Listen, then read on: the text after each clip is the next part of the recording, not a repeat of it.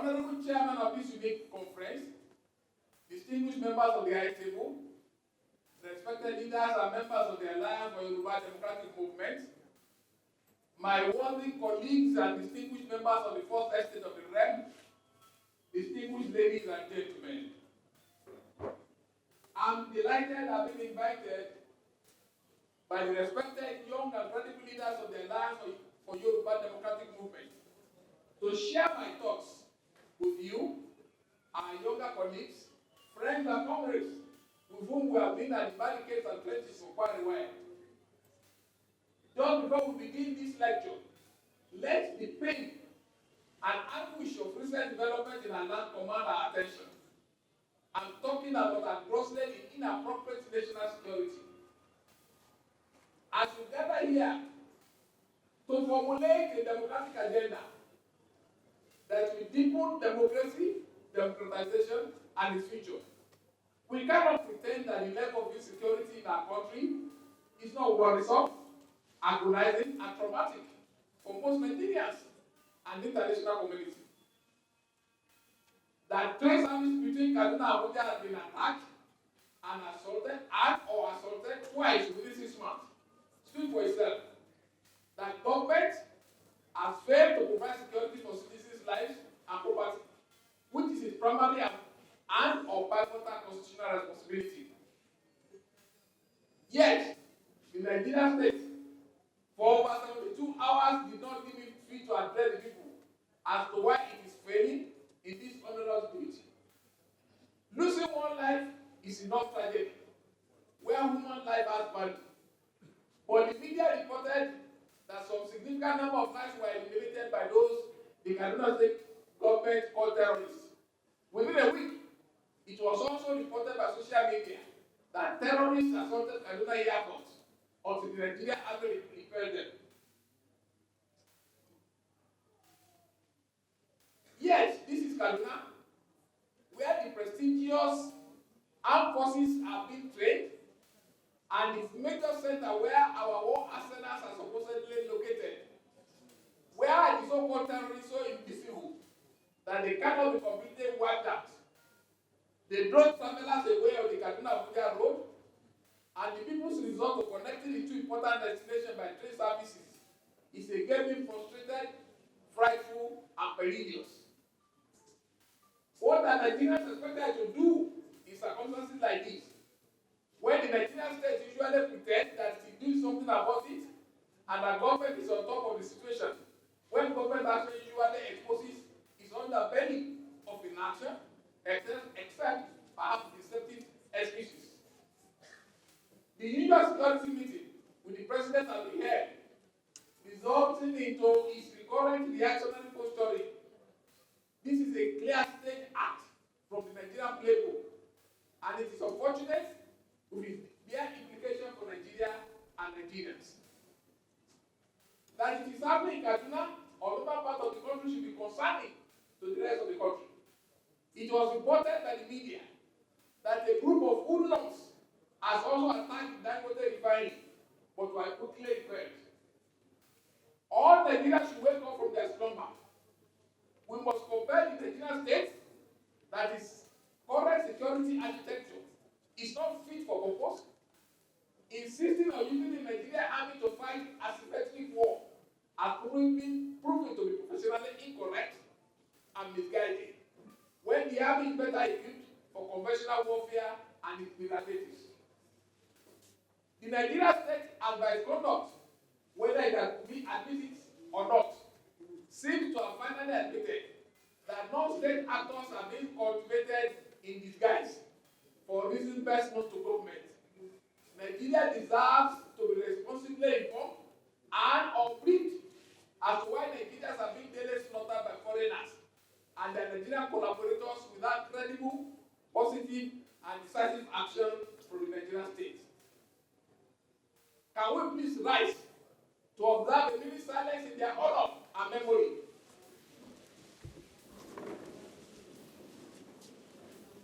Of gross failure of the national security apparatus, rest in peace. Yeah. And the God grant their family the fortitude to bear the burden of the undeserved loss and pain. Yeah. Please sit down.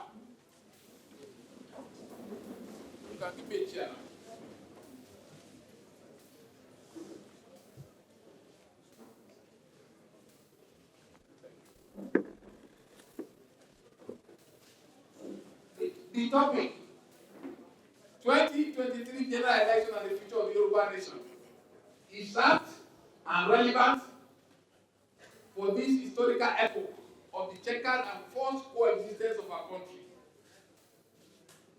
Please, let us jointly do a standing ovation in honor of all our distinguished, revered, and outstanding forebears who left their footprint on the sand of time. I cannot list them all by name, but I just want to utilize the chieftain Ayo Opadokun, GCFR, sir, the first Yoruba man to be collectively elected as the leader of the Yoruba nation in 1966, but who was the first premier of Western Nigeria, along with his distinguished colleagues, ran the most responsible, responsive, transparent, productive, and creative government that became the first center of all public services in the First Republic. Can we do a standing ovation?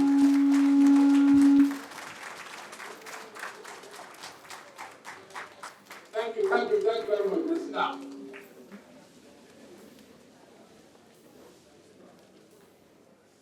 I have, with your kind permission, using him as a reference to pay these heroes a debt of gratitude and appreciation for all their invaluable, credible, altruistic, and respected performances that have given the Yoruba nation an imperishable head start.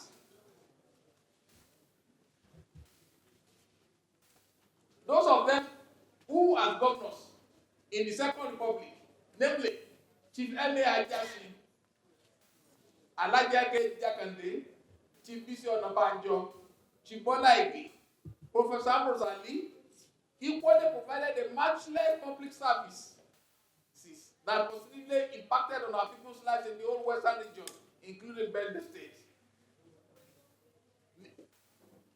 They have clearly written their names in gold. We cannot forget easily too.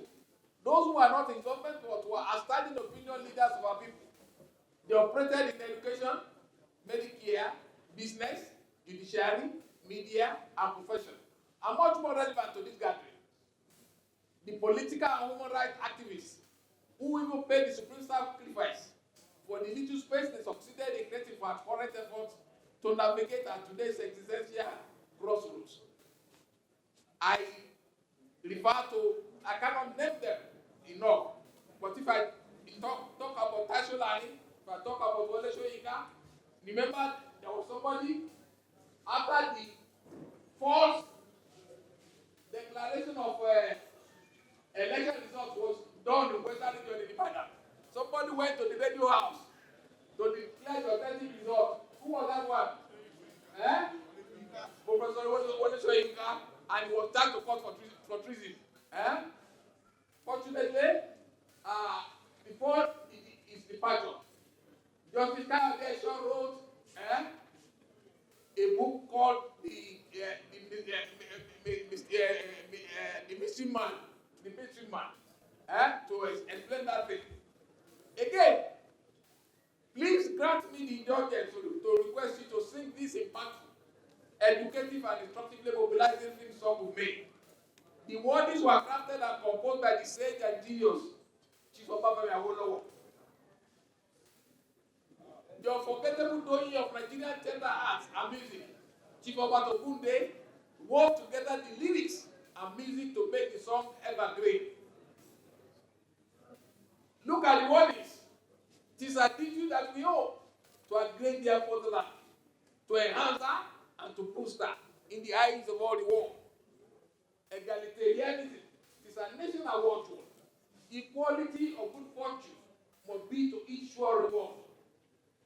Liberty and brotherhood are the goals for which we will strive, plus progress, plus plenty, and all the good things of life. Up, Nigeria, and take their rightful place. It is their birthright and their destiny Africa's Indian life to be. It is a duty that we owe to a great motherland, to answer and to boost her in the eyes of all the world. Okay, egalitarianism, it is a nation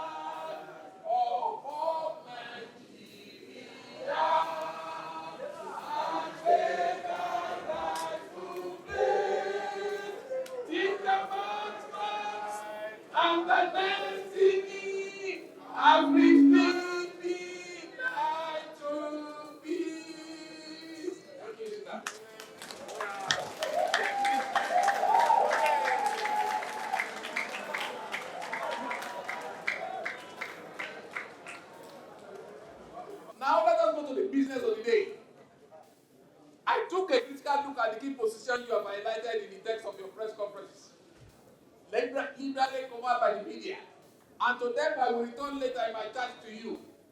Among the instructive matters that appear to me as indicators of your focus include the following. There are 10 of them. 1. A coalition of several pan-Yoruba and civil society groups has launched the campaign for a minimum of 40 million voters in the whole western region, comprising the current 6 southwestern states, including Delta and Edo states. The group also targets Yoruba in Kwara and Kogi states. The project, according to the group, is driven by the quest to explore the full political strength of the Yoruba nation, and also to tell the world that we can do what we can do with the population of the people of the whole western region.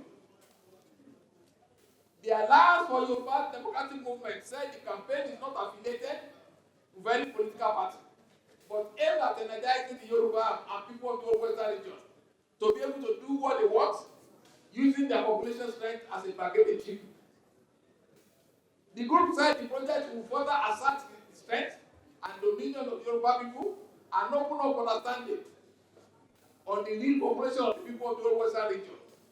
The AYDM is a coalition of 88 civil society, perhaps more than that now, and pan-Yoruba groups launched in Lagos State in December last year. The AYDM said in the 2007 elections, less than 20% of the eligible voters in this local point register. In 2011, the percentage dropped to 80%. In 2019, the number of registered voters was about 70% of eligible voters. This has left the region at a gross disadvantage, the group said, adding that it is ridiculous that Lagos, with a population of some 18 million, with 10 million eligible voters, came up with less than 1.8 million votes in 2019. The group said it would be difficult for politicians to mobilize the people to obtain voters' cards, and that the best option is a mobilization project driven by non-state actors who enjoy the trust of the organization, calling on them to register. Some members of the alliance include, but not limited, that the several pan-Yoruba groups are vowed to ensure that the 2023 presidential election produces a candidate that will restructure the country and resolve the legally national question. The pan-Yoruba group said the forthcoming presidential election must produce a Yoruba presidential candidate or risk popular uprising. This was their word. Yes. The group said political parties should know that the coming election will be different. That is not going to be about all Progressive Congress or the People Democratic Party, but that for the people on the streets. Adding that the pan-Yoruba groups will take over the process and the campaign to ensure the will of the people triumph in all Yoruba territories. The groups warned that multiplicity of presidential candidates in Yoruba land will be counterproductive. The coalition said it is aware of the presidential aspirants like Dr. Kayode Fayemi, Professor Yemi Osinbajo, Asiwaju Bola Ahmed Tinubu, added that the Yoruba people must make the choice of who should represent the interest of the Yoruba people at the national level, and not for the candidate to impose themselves as representing the Yoruba's north. According to them, we shall ensure this does not happen. The Yoruba people must decide their presidential candidate and work genuinely for him, the group said. According to them again, we wish to see the national question resolved immediately before the next election. But given the balance of strength, the presidential election may still hold without the country addressing the critical issue of self-determination. If this happens, Yoruba land will rise up to mobilize for any candidate that genuinely wants to restructure Nigeria in the first 6 months of post-Muhammad Buhari era, the group said in the communique. That I'm quoting them now, not my own.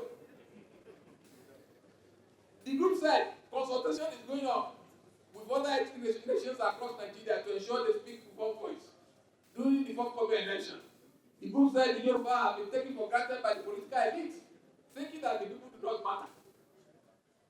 The group said presidential aspirants in Yoruba land usually rely on money, not ideas, adding that political leaders have emerged from absolute content for the people, making it difficult for them to address the fears and aspirations of the people. We are meeting with other nationalities across Nigeria and the human rights community We do not want the next election to be determined by the oppressors, but by the oppressed. Not by the slave owners, but by the enslaved. We renew the fierce spirit of resistance against an unjust system. We have studied what happened, according to them, we have studied what happened in Latin America and in Europe lately. The people rose up and voted according to their conscience. They voted for their true representatives. This rarely happens in Nigeria, but in 2023, there will be a radical change. The people will speak, and the one will hear them loud and clear.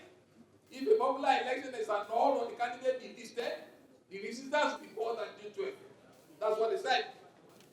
We have resolved to ensure only one credible Yoruba candidate emerges. A decent person that you can hold to his or her words. A responsible family man who fears God and respects the people. A candidate that is of high moral standing, who is genuinely committed to resolving the knotty national question. We want to assure Nigerians that the people can change the narrative of the 2023 election. This is possible.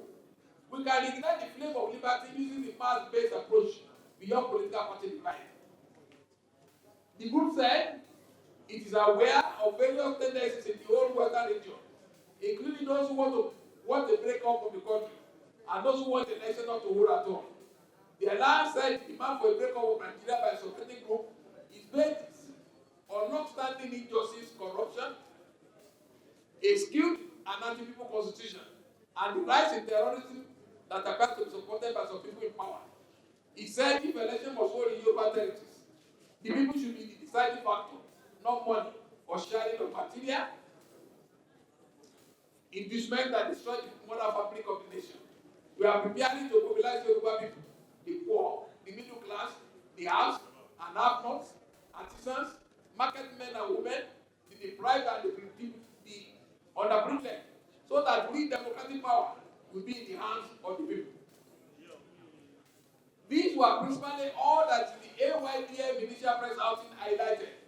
All that I intend doing here today, therefore, is to underscore the key features of your media address and to point at a direction through which you can undertake a diligent execution of your stated program of action.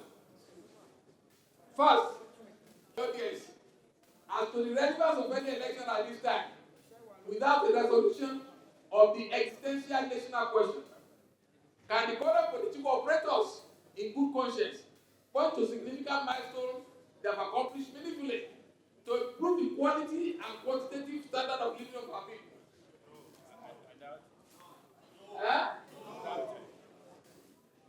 I don't need to waste your time to enumerate what has happened to the value of the naira, price of foodstuff, provision of social services like education, health, shelter, transportation, even if some efforts have been made through loans from China and Sukuk, not to talk about infrastructure. Nigeria has immediately spent over 20 billion on power, and yet electricity supply remains painfully unreliable in spite of our natural resources like water, sun, gas, wind, etc. Lack of power continues to rob Nigeria of highly valued investments by blue chip companies. For clearer understanding and critical appreciation of the perilous nature of the state of the nation, the following comparative global statistics on Human Development Index for Africa and the state of corruption in Nigeria speak for themselves as to the country's direction. The summary of the Corruption Perception Index disclosed that Nigeria performed woefully and dropped down to number 154 out of 180 countries where the survey was conducted. This is in spite of the much touted effort of Nigeria anti-corruption agencies. The causes of corruption lie in part in political and cultural reasons. Ineffective law enforcement may further promote it. Similarly, high corruption occurs predominantly in low-income countries. In Nigeria, per capita income is $2,000 annually, which is extremely low by global standards. The cost of living is well below the global average, indicating massive socio-economic problems. This is the desirable need. There is the desirable need to remind you that in the last 35 to 40 years, Nigeria has been underdeveloping rather than developing. The latest statistics of African Development Index is available on the internet. Go and look at it, you'll be sorry for yourself. It should worry you that in spite of our human and natural endowment, we are part of the no human development countries, comparable only to war-ravaged areas of the world, like the two nations of Sudan, Chad, Somalia, etc. That's where we belong. Something is really wrong with an all-exporting country like ours, which earns huge petroleum dollars and is yet described as the world's poverty capital. Only the dubious beneficiaries of this terribly lopsided structure, with its unworkable system, will argue against the quickest return to federalism. True federalism, nothing like true federalism. Federalism will take the feature of geographical environment. If the word is true, federalism will not solve all the problem at a go, but with time, we will cross the remaining hurdles. The revelation is the statistics are enough proof that Nigeria is a failed or failing nation, having regard to the shameful conclusions that are summed up in the Human Development Index for particular nations. Making a situation of much more concern in the intolerable level of insecurity and its consequential effects on human lives that are degraded, poor national economy, and the deprivation that many Nigerian farmers are suffering, and the fear of bandits, others, terrorists, have made many of them jobless. It is an unprecedented abnormality of the Nigerian state that it has failed to secure the lives as an asset of its citizens. Yes, security remains its primary responsibility in domestic, municipal, and international laws and protocols. Chief Ayo Opadokun, I was talking to you about what they are going through in Kogi State a while ago. I just want to remind you that in 1991, when the Yoruba nation stood up against the Fulanis in Oyo North,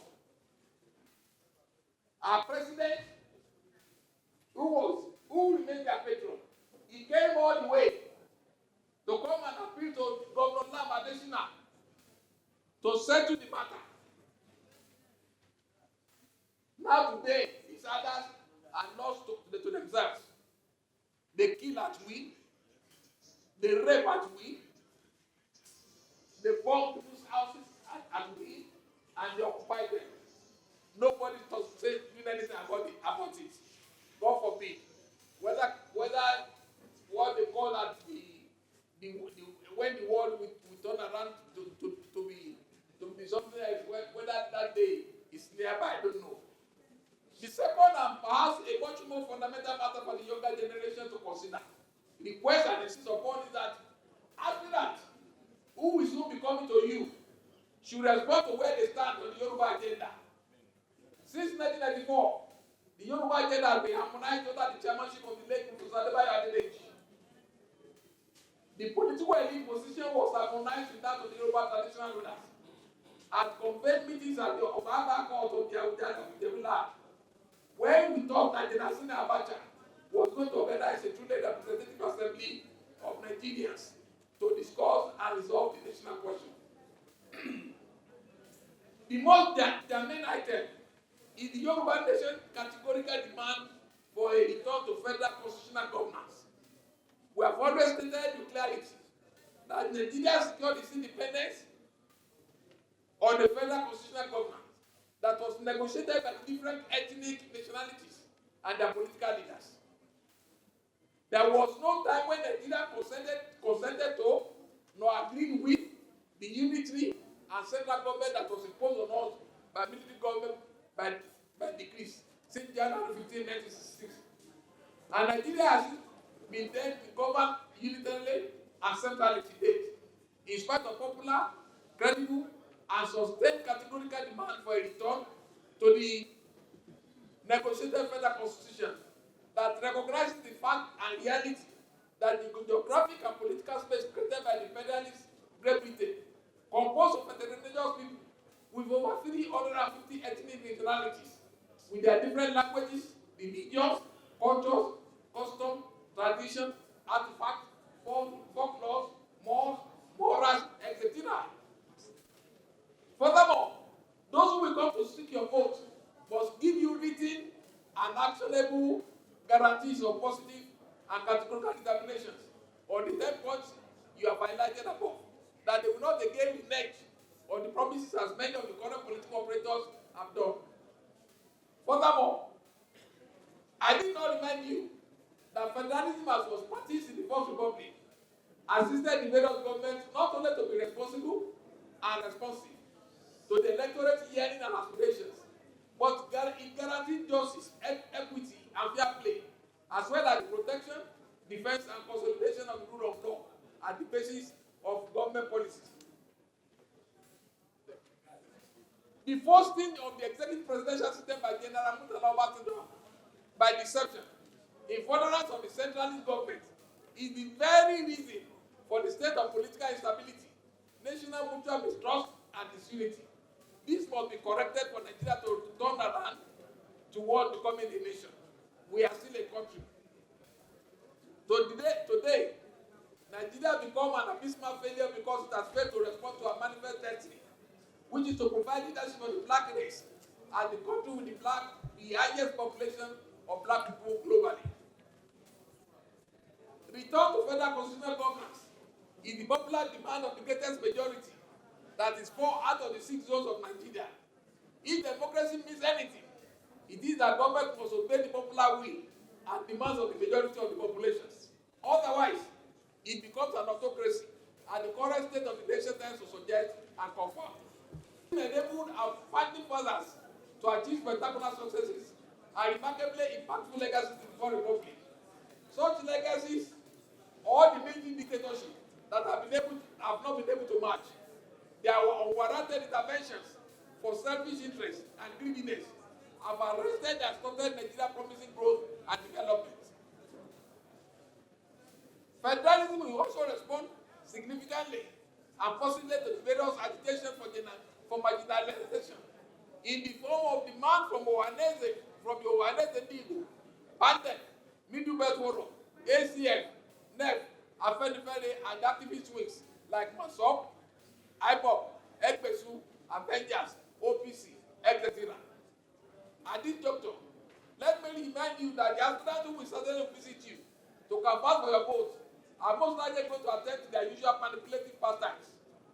They will offer inducement to your colleagues for them to play the spoilers game. They will also make attempts at blackmailing some of you with different subterfuge and being agents of their rival aspirants. Moreover, in their desperation, they may hire agents of violence to come after you so as to break whatever resistance you marshal against their selfish desire to continue with the current of productive and rental political demagoguery, who send it here to corner the resources of the state for themselves and their fellow collaborators. Your result to network with members of your generation across the nation is the way to make a success of your objective, which I assume to be geared towards a paradigm shift from the monetized and commercialized politics that make political office holders overprice themselves over the electorate. These politicians often claim that they have paid your bill before they were supposedly elected, and they therefore have no business with you again until the next election. Somebody was talking here, I don't know who was talking, that your so-called elected people, you cannot reach them again until another election. Yeah. I tell you that in the First Republic, the Second Republic, where I served as an assistant director of organization, Jakande will come to the UPN State Secretariat in Moshi here every fortnight. He will be there from 9 a.m. until 7 or 8 p.m. every day. 46 living in Lagos who wanted to see the governor was free.